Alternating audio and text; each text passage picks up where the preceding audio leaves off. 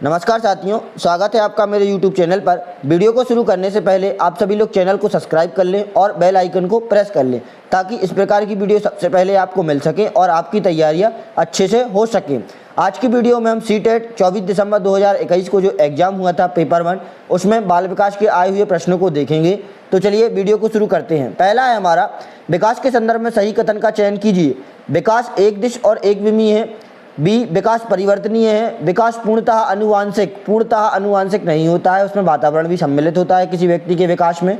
Option D, व्यक्ति समान काल तथा गति से विकासात्मक उपलब्धि प्राप्त करते हैं। नहीं, सभी व्यक्ति समान काल और गति से विकासात्मक उपलब्धि प्राप्त नहीं करते। इसमें हमें सही कथन देखना है तो हमारा रहेगा ऑप्शन नंबर बी, विकास परिवर्तनीय है। अगला है हमारा, निम्नलिखित में से कौन सा विकास सिद्धांत प्रस्तावित करता है कि बच्चे उंगलियों की तुलना में हाथों की मांसपेशियों पर नियंत्रण अपेक्षाकृत पहले करते हैं। तो इसका आंसर आ जाएगा हमारा समीपस्थ दूराभिमुख सिद्धांत। इस सिद्धांत के अनुसार मैंने आपको बताया था, जो कि तंत्रिका तंत्र के पास की चीज़ें रहती हैं उनमें क्या होता है, विकास पहले होता है और दूर की चीज़ों में विकास इनके क्रम में बाद में होता रहता है। अगला है हमारा, आंखों तथा बालों के रंग के भौतिक लक्षण प्रबल रूप से पर्यावरणीय कारकों द्वारा निर्धारित होते हैं, वंशागत प्राप्त होते हैं, सांस्कृतिक कारकों से प्रभावित होते हैं, आनुवंशिक या पर्यावरण के बीच अंतःक्रिया का परिणाम है। तो आंखों तथा बालों के रंग मूलतः या अपूर्ण रूप से वंशानुगत प्राप्त होते हैं। अगला है हमारा, बच्चों के सामाजिकरण का प्राथमिक कारण कौन सा है। तो प्राथमिक कारण है या प्राथमिक जो संस्था मानी जाएगी वो परिवार रहेगा। अगला, जब कोई बच्चा किसी समस्या को केवल मूर्त वस्तुओं से ही हल करता है तो उसकी समस्या समाधान अभिलक्षण किस अवस्था में है। तो भाई प्रश्न से ही स्पष्ट हो रहा है कि हमारा उत्तर हो जाएगा ऑप्शन नंबर सी। अगला है, एक बच्चे ने मानसिक नोट बनाया कि सभी प्राणी जिनके पंख होते हैं और जो उड़ सकते हैं पक्षी कहलाते हैं। मतलब जिनके पंख होते हैं और जो उड़ पाते हैं वो सभी पक्षी हैं। बाद में उसने एक चित्र पुस्तक में एक चमगादड़ देखा और उसे एक स्तनपायी की बजाय एक पक्षी के रूप में पहचाना। यहाँ वर्णित ज्ञान रचना प्रक्रिया है। तो इसका आंसर क्या हो जाएगा, आत्मसातीकरण, समायोजन, क्रमबंधन या संरक्षण। तो इसका आंसर हो जाएगा हमारा ऑप्शन ए, आत्मसातकरण। उसने आत्मसात कर लिया कि उसने देखा भाई पक्षी हैं और जो उड़ सकते हैं और जिनके पंख होते हैं वो सभी पक्षी हैं। तो उसने क्या होगा, वैसे ही पुस्तक में देखा भाई कि उसने देखा होगा उसके चमगादड़ के पंख हैं और यह उड़ सकता है तो यह पक्षी होगा, उसने स्तनपायी नहीं जाना होगा। अगला है हमारा, समीपस्थ विकास का कार्यक्षेत्र शब्द का प्रस्ताव। समीपस्थ विकास का क्षेत्र किसने दिया था। तो इसका आंसर है हमारा लेव वाइगोत्स्की। अगला है हमारा, निम्नलिखित में से कौन सा बच्चों के संज्ञानात्मक विकास पर जीन पियाजे और लेव वाइगोत्स्की के विचारों के बीच प्रमुख अंतर को सही ढंग से निर्दिष्ट करता है। भाई बच्चों के संज्ञानात्मक विकास पर जीन पियाजे और वाइगोत्स्की के बीच अंतर क्या है। तो ऑप्शन ए, जहां पियाजे ने बच्चों द्वारा अपनी दुनिया को समझने के स्वतंत्र प्रयासों पर जोर दिया, वहीं वाइगोत्स्की ने संज्ञानात्मक विकास को सामाजिक रूप से व्यवहित प्रक्रिया के रूप में देखते हैं। यह बात बिल्कुल सही है, जो कि हमारा आंसर हो जाएगा। अगला है हमारा, फातिमा का तर्क है आपको ईमानदार होना चाहिए क्योंकि तब आपके माता पिता को आप पर गर्व होगा। फातिमा लॉरेंस कोहेलबर्ग के नैतिक तर्क के सिद्धांत के किस चरण का अंतर्गत आती है। भाई लॉरेंस कोहेलबर्ग ने 3 चरण दिए हुए हैं, पूर्व परंपरागत, परंपरागत और उत्तर परंपरागत। उन्हीं के कुछ जो मतलब उपनाम दिए कहते हैं, उन्हीं के जो उपनाम दिए हुए हैं हमें ऑप्शन में। तो इसमें क्या कहा है कि आपको ईमानदार होना चाहिए क्योंकि आपके माता पिता को आप पर गर्व होगा। तो इसका आंसर हो जाएगा गुड बॉय गुड गर्ल, अच्छा लड़का अच्छी लड़की के जो उप थ्योरी बांटी हुई है उसके अंतर्गत आ जाएगा। निम्नलिखित में से कौन सी कक्षा में उपकारी अधिगम माहौल बनाने में मदद करेगा। सभी विद्यार्थियों की भागीदारी के समान अवसर प्रदान करना, कक्षा में योग्यता आधारित कठोर समूह। कठोर शब्द आ जाए वहाँ हमारा आंसर नहीं रहेगा पॉजिटिव में, कठोर एक नेगेटिव शब्द है। कक्षा में केवल बड़ी उपलब्धि प्राप्त करने वाले पर ध्यान केंद्रित करना, केवल आ गया, यह भी हमारा आंसर नहीं होगा। और ऑप्शन डी, विद्यार्थियों को किसी भी तरह के उच्च अंक प्राप्त करने के लिए प्रोत्साहन, उच्च अंक बात कही जाए, पृथक करने की बात कही जाए तो यह भी हमारा आंसर नहीं होगा। हमारा आंसर हो जाएगा ऑप्शन नंबर ए। अगला है हमारा, निम्नलिखित में से कौन प्रगतिशील शिक्षा की प्राथमिक विशेषता है। अधिगम का आकलन करने के लिए आवर्तित पेपर पेंसिल आधारित परीक्षण, यह शिक्षा शास्त्र में जो कि उचित नहीं माने जाते हैं, यह हमारा आंसर नहीं होगा। परीक्षाओं में उच्चतम स्कोर करने पर जोर देना, यह भी हमारा आंसर नहीं रहेगा। लचीला पाठ्यक्रम और कक्षा में मूल्यांकन, यह हमारा आंसर हो जाएगा। प्रगतिशील शिक्षा की प्राथमिक विशेषता, प्रगतिशील मतलब ऐसी शिक्षा जिससे बच्चे को प्रगति हो, उसमें डेवलपमेंट हो, विकास हो। तो क्या रहेगा, लचीला पाठ्यक्रम ऐसा पाठ्यक्रम होता है जिसमें आवश्यकता अनुसार सुधार किया जा सकता है, बदलाव किया जा सकता है। और कक्षा में मूल्यांकन। अगला है हार्वर्ड गार्डनर के बहुबुद्धि सिद्धांत के अनुसार यदि कक्षा में एक बच्चा अपने सहकर्मी समूह के स्वभाव, इरादे और मनोदशा के प्रति उचित प्रतिक्रिया देने में सक्षम है तो उसके पास कौन सी बुद्धि हो जाएगी। सहकर्मी मतलब शांत मतलब साथी व्यक्ति की, तो इसका आंसर हो जाएगा अंतर्वैयक्तिक बुद्धिमत्ता। अगला है उपजीविका की अवधारणा को पढ़ाते हुए मोनिका ने गैर पारंपरिक भूमिकाओं में पुरुष और महिला दोनों के फ्लैश कार्ड दर्शाए।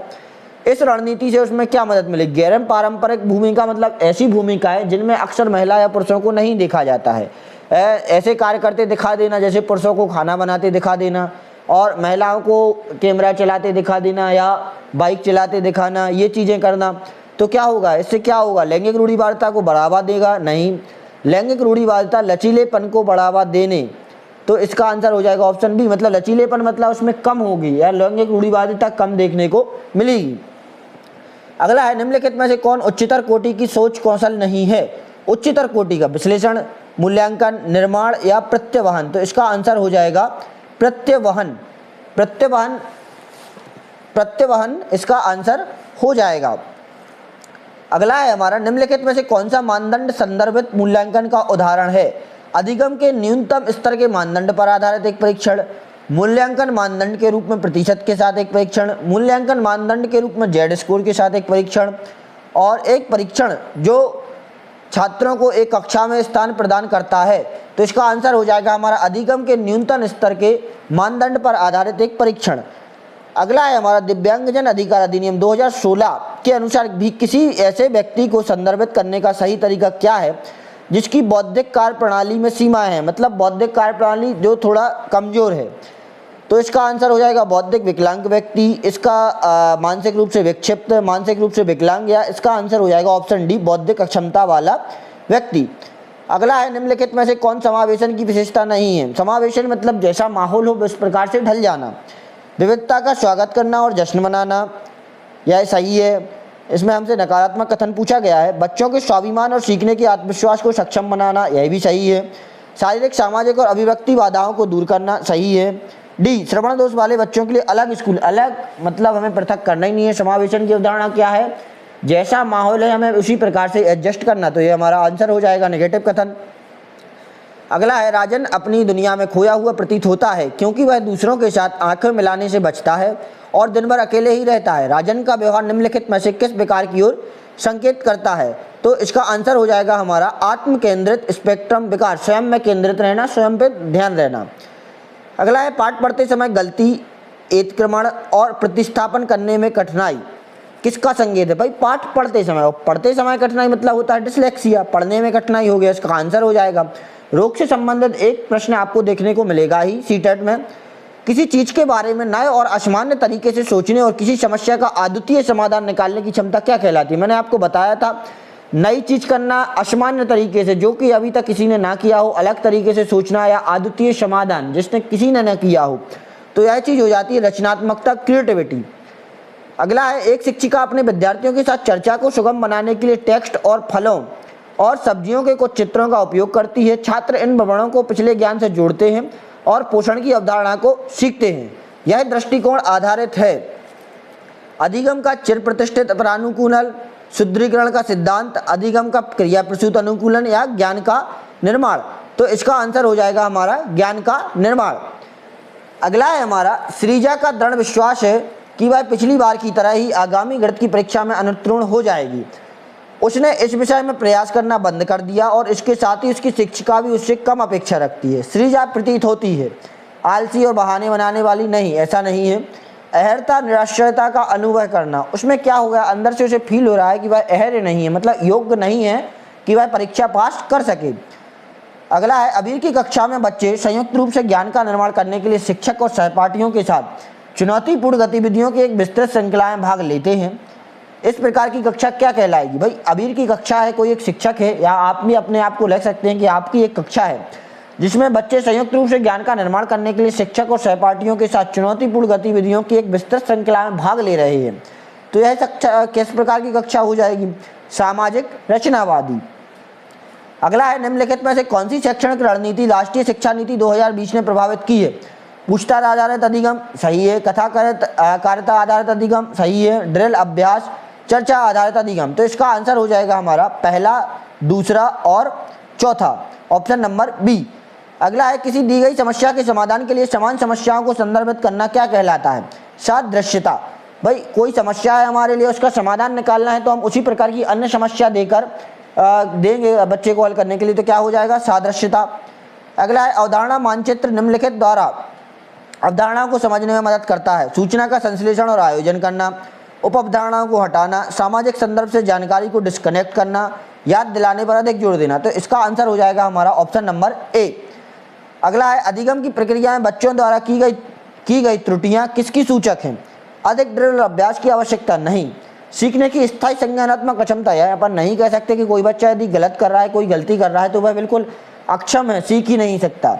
ऑप्शन सी, वयस्कों की तुलना में बच्चों की सोच में गुणात्मक अंतर, या ऑप्शन डी, बच्चों की संज्ञानात्मक विकास पर अनुवांशिक प्रभाव। तो ऑप्शन नंबर सी हो जाएगा, गुणात्मक अंतर होना। अगला, एक शिक्षिका के लिए महत्वपूर्ण है कि वह स्वयं को विद्यार्थियों के स्थान पर रख सके और जो वे महसूस कर रहे हैं उसे महसूस कर सके। इस क्षमता को क्या कहा जाता है? तो इसको हम कह सकते हैं सहानुभूति। अगला है, ऐसी स्थिति में जब परिणाम अनिश्चित होता है लेकिन विफलता पर ध्यान केंद्रित किया जाए तो बच्चे द्वारा खालिस्तान अनुभव किए जाने की संभावना होती है। भाई परिणाम अनिश्चित है, पता नहीं है क्या हो सकता है, लेकिन हम विफलता पर ही ध्यान केंद्रित करेंगे। जैसे आप लोगों का सीटेट का एग्जाम है, पता नहीं है आपको पास होंगे या फेल, लेकिन आप पहले से ही मान लें कि नहीं हम तो फेल ही होंगे, विफल ही होंगे, तो इस अनुभव में क्या आपको फील होगा? तो इसका आंसर हो जाएगा बेचैनी सी फील होने लगेगी। आशा करता हूँ आपको वीडियो पसंद आई होगी। हाँ, अभी हमारा एक प्रश्न और बचा हुआ है, निम्नलिखित में से कौन सी रणनीति शिक्षण अधिगम प्रक्रिया की गुणवत्ता में वृद्धि नहीं करेगी? तो सूचना को प्रदर्शित करने के लिए कई साधनों का उपयोग करना। भाई हमें क्या पूछा गया है, कौन सी रणनीति शिक्षण अधिगम प्रक्रिया मतलब सीखने की प्रक्रिया की गुणवत्ता में वृद्धि नहीं करेगी? तो नेगेटिव कथन। ऑप्शन ए है, सूचना को प्रदर्शित करने के लिए कई साधनों का उपयोग करेंगे तो पॉजिटिव वे में प्रभावित करेगी। राय व्यक्त करने के लिए कई विकल्प प्रदान करना, यही भी पॉजिटिव है।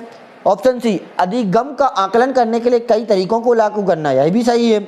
और ऑप्शन डी, बच्चों को लेबल करने के लिए कई तरीकों, लेबल हमें नहीं करना है, बच्चों को उनके अंकों में विभाजित नहीं करना है, तो यह हमारा आंसर हो जाएगा। आशा करता हूँ आपको वीडियो पसंद आई होगी। ये वाली वीडियो थोड़ी लेट हो गई, अब इसके बाद आपको सारी वीडियो जल्दी मिलती रहेंगी।